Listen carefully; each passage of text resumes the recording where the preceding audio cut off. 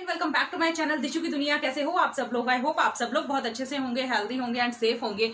So guys, video start करने से पहले जैसे कि मैं हमेशा आप लोगों को बहुत सारी ब्लेसिंग्स देती हूँ। जो भी लेडीज प्रेग्नेंट है उनके लिए बहुत अच्छी अच्छी प्यारी प्यारी बेस्ट विशेष। आप सबके बेबी बहुत अच्छे से हेल्दी आप लोगों के हाथों में आ जाए। सो गाइज, वैसे तो टाइटल आप लोगों ने पढ़ लिया होगा, बट फिर भी हमेशा की तरह मैं क्लियर कर देती हूँ। तो आज मैं आप लोगों के साथ में शेयर करने वाली हूँ सिजेरियन के पहले और बाद का प्रोसेस, जो आपके साथ डॉक्टर्स ट्रीट करते हैं या नर्सेस ट्रीट करती हैं। आप चाहे गवर्नमेंट हॉस्पिटल में जाए चाहे आप प्राइवेट हॉस्पिटल में जाए, सिजेरियन का प्रोसेस सिमिलर ही होता है हर एक जगह का, क्योंकि सिजेरियन जो है वो बहुत एक बड़ी सर्जरी मानी जाती है प्रेगनेंसी को लेकर। तो आज मैं इसी टॉपिक पर आप सबके साथ में ये चीज क्लियर करना चाहती हूँ और अपना एक्सपीरियंस आप लोगों के साथ में शेयर करना चाहती हूँ।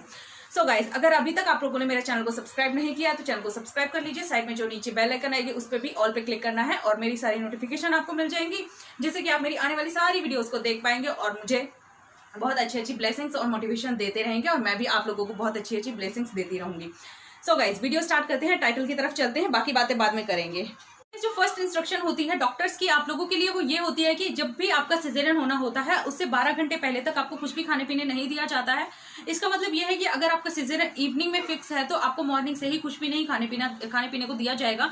इवन आपको पानी भी नहीं पीना होता है। इसीलिए मोस्टली डॉक्टर्स प्रेफर करते हैं कि आपका सिजेरियन या जिसका भी सिजेरियन होना होता है वो मॉर्निंग में ही रखते हैं। इसका ये मतलब होता है कि आपको लेट नाइट तक डिनर कर लेना होता है और ओवरनाइट कुछ भी नहीं खाना पीना होता है और अर्ली मॉर्निंग आपका सिजेरियन हो जाता है। प्राइवेट हॉस्पिटल्स में मोस्टली मैंने देखा है और मोस्टली लोगों का सिजेरियन मॉर्निंग में ही होता है। ये गवर्नमेंट हॉस्पिटल की बात होती है या तो प्राइवेट हॉस्पिटल में भी अगर आपका इमरजेंसी सिजेरियन है तो वो किसी भी टाइम हो जाता है। बट आपका अगर प्राइवेट हॉस्पिटल में फिक्स है तो देखिएगा आप मॉर्निंग में ही ज्यादातर आप लोगों के सिजेरियन होंगे, या तो आपके जो एटमॉस्फेयर में लोग हैं उनसे भी आप बातचीत कर सकते हैं इस बारे में कि मोस्टली लोगों के सिजेरियन जो है वो मॉर्निंग में ही फिक्स होते हैं। उसके बाद में आपको स्ट्रिक्टली प्राइवेट एरिया के हेयर जो है उनको रिमूव करने के लिए बोल दिया जाता है। और आपको मैं क्लियर कर देना चाहती हूँ कि नॉर्मल डिलीवरी में चाहे आपके प्राइवेट एरिया के ही जो हेयर है उनको क्लीन करने के लिए बोला जाता है, बट सिजेरियन केस में आपको टम्मी तक आपके जो हेयर है उनको अच्छे से रिमूव करना होता है, क्योंकि आपकी जो पट्टियां लगती है ना वो ऊपर तक लगती हैं और उनको रिमूव करते तो बहुत पेन होता है। इसीलिए मैं अपने पर्सनल एक्सपीरियंस से आप लोगों के साथ में शेयर करती हूँ कि आपको जो अपने हेयर रिमूव है वो आपको टम्मी एरिया तक करने होते हैं और बहुत ही अच्छे से क्लीन करिएगा, क्योंकि जो जब पट्टी निकलती है तो वो बहुत ज़्यादा पेनफुल होती हैं और स्टिचेस कटने से ज़्यादा उन हेयर रिमूव करने में, पट्टियाँ हटने के साथ में वो पेन होता है। सो गाइस, उसके बाद सबसे जरूरी बात कि आपके जो सारे ब्लड टेस्ट होते हैं वो सिजेरियन के पहले भी और बाद में भी किए जाते हैं। सिजेरियन से पहले ही आपके ब्लड टेस्ट सारे करा लिए जाते हैं, जिससे कि डॉक्टर्स को क्लियर हो जाए कि आप में खून की कमी तो नहीं है और आपका हीमोग्लोबिन कितना है। तो इस तरीके से आपके सारे ब्लड टेस्ट कर लिए जाते हैं, आपको यूरिन बैग लगा दिया जाता है, आपके हेयर रिमूव कर दिए जाते हैं और आपका जो ड्रिप लगने के लिए इंसर्ट किया जाता है वो भी हो जाता है। तो इतने सारे काम जो है वो आपके पहले हो जाते हैं। देन उसके बाद में आपके जो बॉडी पे जो भी आपने एसेसरीज पहनी होती हैं, जो भी आपने ज्वेलरी पहनी होती है, वो सबको निकलवा देते हैं। इवन आपके शरीर पर कोई भी धागा तक नहीं होता है। जो लेडीज पैर में, हाथ में काला धागा बांध लेती है उस तक को डॉक्टर्स निकलवा देते हैं। आपकी बॉडी पर सिर्फ एक गाउन के अलावा कुछ भी नहीं होना चाहिए।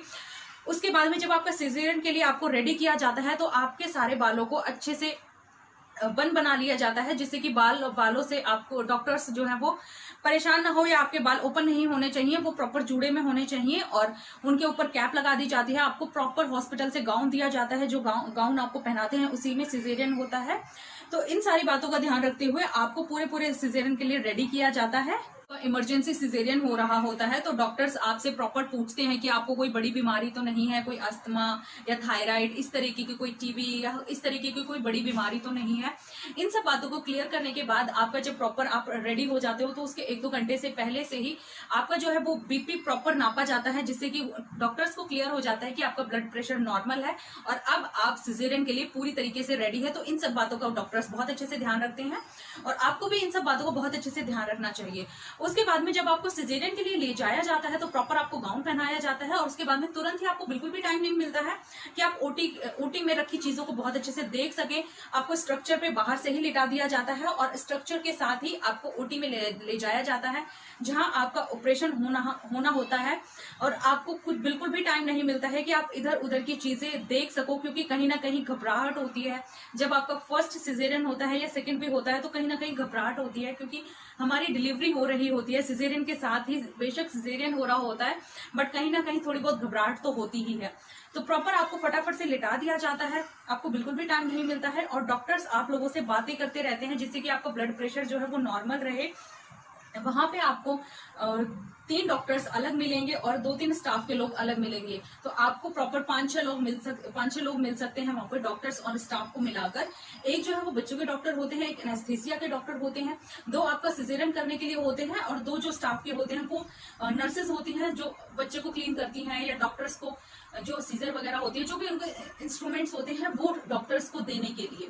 तो इतने लोग वहां पे हो सकते हैं, तो आपको बिल्कुल भी घबराने की जरूरत नहीं है, आप बेफिक्र होकर आराम से जाइए। देन उसके बाद में डॉक्टर्स आपको जो एनेस्थीसिया लगाते हैं तो आपकी कमर को प्रॉपर क्लीन किया जाता है। क्लीन करने के बाद आपसे पूरी तरीके से बातें करते रहेंगे वो लोग, क्योंकि आपका जो ब्लड प्रेशर है ना वो नॉर्मल रहना चाहिए, बिल्कुल भी आपका बीपी हाई या लो नहीं होना चाहिए। एनेस्थीसिया में आपको बहुत ज्यादा पेन नहीं होगा, इसलिए घबराने की बिल्कुल भी जरूरत नहीं है। एनेस्थीसिया लगने के बाद तुरंत ही आपको जैसे जिस पोजीशन में आप बैठे होते हो आपको थोड़ा सा झुककर बैठना होता है। एनेस्थीसिया लगने के बाद तुरंत बाद आपको अच्छे से लिटा दिया जाता है, जैसे आप पोजीशन में बैठे होते हैं उसी तरीके से आपको सीधे लिटा दिया जाता है। तो प्रॉपर लिटाने के बाद डॉक्टर्स आपसे पूछते हैं कि आपको सुन्न फील हो रहा है या नहीं। आपको झंझनाहट फील होगी पहले तो, और उसके बाद में आपसे यहाँ से टमी से नीचे का आपका जो एरिया है, जो आपके लेग्स हैं, टमी है, पेट है, वो बहुत सुन्न हो जाएगा, आपको बिल्कुल भी फील नहीं होगा। हल्का फुल्का आपको फील होगा जब डॉक्टर बहुत ज्यादा पुश करेंगे तो। और यहाँ से ऊपर आपके हाथ जो है वो फुली बिल्कुल रिलैक्स रहेंगे। आपके यहाँ पे एक साइड इधर एक साइड इधर कोई स्टैंड टाइप के होते हैं जहाँ पे आपका एक तरफ बीपी नापा जाता है प्रॉपर और एक साइड में आपकी पल्स चेक की जाती है। तो इतने आपके जो साथ में चलते रहते हैं, आपका बीपी चलता रहता है, नापा जाता है प्रॉपर। देन उसके बाद में सुन्न होने के बाद में डॉक्टर्स अपना स्टार्ट कर देते हैं सिजेरियन करना, और कुछ डॉक्टर्स आप से बात कर रहे होते हैं जिससे कि आपका बीपी ना बढ़े। देन उसके बाद में पहले बहुत से लोगों के इस तरीके से सिजेरियन होते थे जो कि वर्टिकल होते थे, बट अब इस तरीके से सिजेरियन होते हैं जो कि हॉरिजॉन्टल होते हैं, अब वर्टिकल सिजेरियन नहीं होते हैं। उसके बाद में आपका जो यहाँ से है, आपको अगर यहाँ पे कपड़ा ढक देते हैं, मैं यहाँ पे पिक्चर लगा दूंगी, आपके यहाँ पे कपड़ा ढक देते हैं जिससे कि आपको नीचे का पार्ट है वो बिल्कुल भी दिखाई ना दे, क्योंकि बहुत से लोग होते हैं वो डर जाते हैं क्योंकि बहुत सारा ब्लड होता है और हमें इन सब चीजों को देखने की हैबिट नहीं होती है। तो डॉक्टर्स प्रॉपर यहाँ पर एक कपड़ा लगा देते हैं जिससे कि आपको नीचे का कुछ भी दिखाई ना दे। अगर नहीं लगाते हैं तो इस तरीके से आपको आपकी आंखों के ऊपर पट्टी लगा देते हैं जिससे कि आपको कुछ भी दिखाई ना दे। बट बहुत से लोगों को बहुत हेजिटेशन फील होती है, जैसे कि मुझे हुई थी, बहुत अटपटा सा लगता है और कहीं ना कहीं सांस की भी दिक्कत हो जाती है, सांस नहीं आती है। जैसे मेरे केस में हुआ था, मास्क लगाकर पूरा प्रॉपर हो रहा था सिजेरियन, तो मुझे बहुत घबराहट फील हुई, तो मुझे ऑक्सीजन लगा दिया गया था। तो अगर आपको भी प्रॉपर सांस नहीं आ रही हो तो आप डॉक्टर से बोल सकते हो कि मुझे सांस नहीं आ रही है, तो वो प्रॉपर आपको ऑक्सीजन लगा देंगे। और टाइम की बात करूं तो टाइम आपका जो फर्स्ट सिजेरियन है उसमें बिल्कुल भी ज्यादा टाइम नहीं लगता है, मिनिमम आपका 30 मिनट्स और ज्यादा से ज्यादा आपका 45 मिनट्स तक आपका सिजेरियन हो जाता है। और सेकंड सिजेरियन में आपका टाइम लगता है क्योंकि वही स्टिचेस जो है वो आपके रीओपन होते हैं, दूसरा आपका कट नहीं लगाया जाता, तो इस वजह से थोड़ा सा टाइम ज्यादा लगता है। आपको 1 घंटे से 1.5 घंटा भी लग सकता है, तो बिल्कुल भी बात नहीं है, आप आराम से अपना सिजेरियन करवा सकते हो, बिल्कुल रिलैक्स होकर, आपका बीपी बिल्कुल भी नहीं बढ़ा, घबराए बिल्कुल भी नहीं। देन उसके बाद में जब आपके डॉक्टर्स आपके पेट को टमी को पुश करेंगे, क्योंकि जो आपकी मांसपेशियां होती है उनको खिंचाव होने पर आपको फील हो सकता है, बहुत अच्छे से नहीं, बट हाँ थोड़ा बहुत आपको फील होगा कि डॉक्टर्स कुछ ना कुछ तो कर रहे हैं, बट आपको पेन बिल्कुल भी नहीं होगा। मैं फील की बात कर रही हूँ, पेन की नहीं कर रही हूँ। तो आपको हल्का फुल्का यहाँ पर पुश करने से आपको फील होगा तो टमी पे आपको प्रेशर पड़ रहा है। तो उसके बाद में आपको आपकी बेबी की आवाज सुनाई देगी, ठीक है, आपको शरीर नीचे से सुन होगा नहीं आपके ऊपर से, तो आपको जो है प्रॉपर आपकी बेबी की आवाज सुनाई देगी, बट आपको दिखाया नहीं जाएगा, ना ही आपको बताया जाएगा कि आपको बेबी बड़ा हुआ है या बेबी गर्म है, क्योंकि ऐसा बिल्कुल भी अलाउ नहीं होता है कि आपको बताया जाए या आपको दिखाया जाए। और उसके बाद में जो नर्स होते हैं बेबी को अच्छे से क्लीन करते हैं और उसके बाद में उसका जो वेट होता है प्रॉपर उसका वेट मेजर किया जाता है कि कितना वेट है, उसका प्रॉपर लिखा जाता है, जैसे कि आपको बाद में आपको वो फाइल जो आती है उसकी हाइट सब कुछ आपको बताया जाता है। फिर उसके बाद में क्लीन करने के बाद में इस बीच में डिस्टर्बेंस फील नहीं होगी, सिर्फ आपको बेबी की आवाज सुनाई देगी। उसके बाद में आपके बेबी को हॉस्पिटल में वो आपके बेबी को देखने जाते हैं।